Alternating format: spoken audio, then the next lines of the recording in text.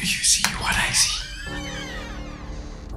Jangan lupa untuk subscribe, share, dan nyalakan lonceng notifikasinya sebagai bentuk dukungan kamu. Do you see what I see?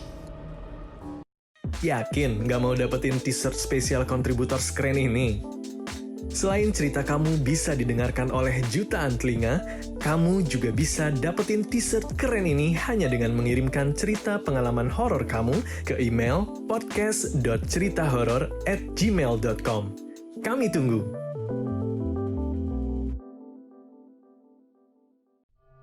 Kamar kos saya di lantai 2. Ada sebuah lorong yang menghubungkan kamar-kamar kos di lantai itu. Tembok pembatas lorongnya hanya setinggi pundak. Membuat daun-daun lebat dari sebuah pohon besar di halaman sebuah rumah kosong jadi pemandangan dominan dari lorong. Di siang hari, pohon besar itu menjadikan lorong teduh. Tidak pernah terkena sinar matahari langsung.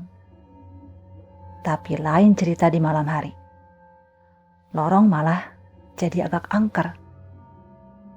Apalagi saat angin sedang agak kencang, kita bisa mendengar suara desiran daun-daun si pohon di malam hari. Bangunan kosnya berdiri di antara rumah kosong dan rumah si pemilik kos. Entah mengapa pemilik kos tidak membuat akses penghubung langsung dari rumahnya ke bangunan kos. Ya, entah itu sebuah pintu khusus misalnya, atau bisa aja lorong rahasia, biar seru, ya kan? Anak pemilik kos yang pertama baru 7 tahun. Ia dipanggil Ica, dan Ica menjadi bagian dari kisah supranatural saya kali ini.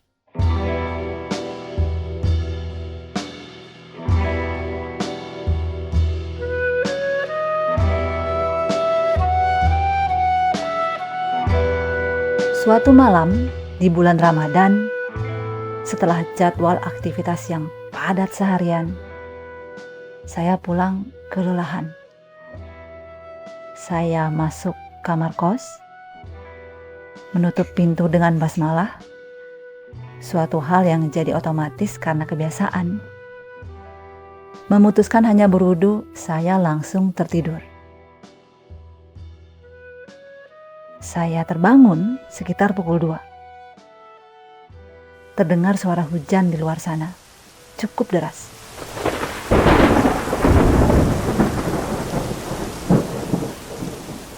Masih melamun akibat baru saja terbangun, sayup-sayup di sela-sela suara hujan, saya mendengar ada suara langkah di lorong.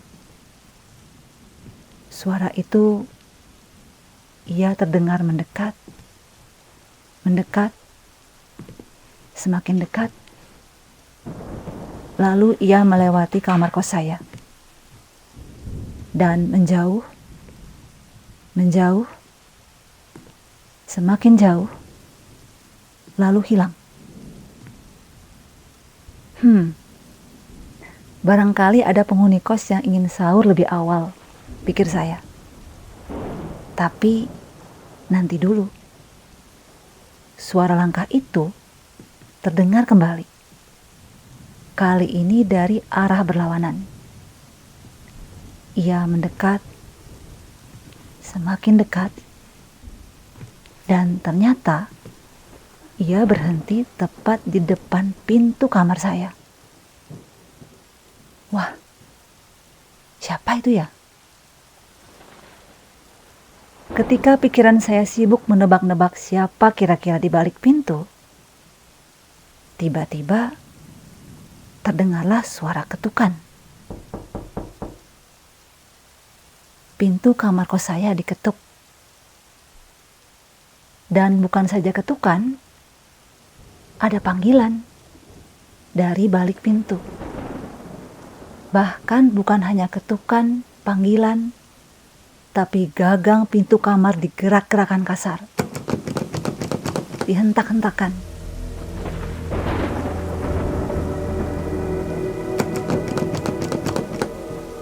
Siapapun yang berada di balik pintu nampak ingin sekali masuk.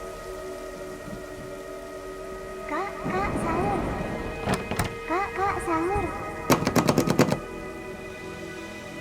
Suara itu, hah? Ica? Saya sempat menjawab sih. Iya, makasih Ica. Tapi lalu akal saya meragu. Nanti dulu. Apa masuk akal jika yang di balik pintu itu Ica? Di luar hujan deras dan gelap. Tidak mungkin rasanya orang tua Ica menyuruh anak 7 tahunnya menembus hujan dan gelap ke bangunan kos hanya untuk membangunkan sahur para penghuni kos yang tentu saja bisa bangun sendiri. Semudah itu logikanya, ya kan? Maka akal saya menolak. No, itu bukan Ica. Bahkan itu sepertinya bukan manusia. Tapi ia makhluk yang memang sedang menirukan suara Ica. Pikiran saya sibuk. Begitu juga si makhluk. Ia ngotot mengganggu. Panggilannya menjadi statis. Masih mirip suara Ica, tapi menjadi tidak bernada. Ketukannya dan hentakan di gagang pintu kamar jadi semakin kasar. Si makhluk ingin sekali masuk.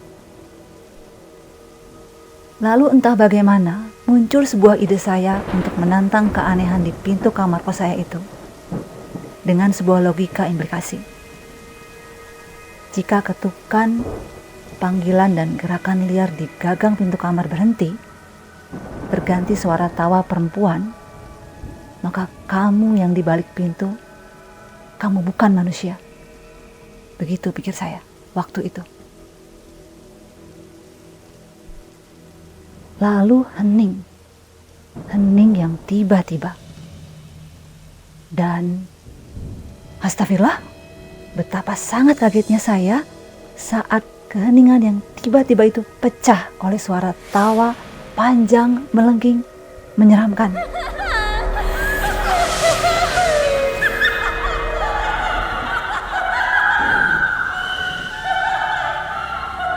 Suara tawa itu terdengar kencang, ngeri beberapa saat. Lalu ia menjauh dengan masih melengking, sebelum akhirnya hilang ditelan suara hujan. Meski kaget dan ngeri, saya tidak terintimidasi. Saya masih sanggup meski hanya bertakbir lirih selama si makhluk itu tertawa. Lalu ia lenyap bersama tawanya, menyisakan suara hujan yang masih saja deras. Barangkali ada yang berpikir, kok si makhluk tidak menembus pintu ya? Saya terpikirkan hal yang sama juga. Tapi lalu saya teringat pesan Rasulullah Shallallahu Alaihi Wasallam. Dan tutuplah pintu kalian seraya membaca basmalah. Karena setan tidak akan mampu membuka pintu yang ditutup dengan bacaan basmalah.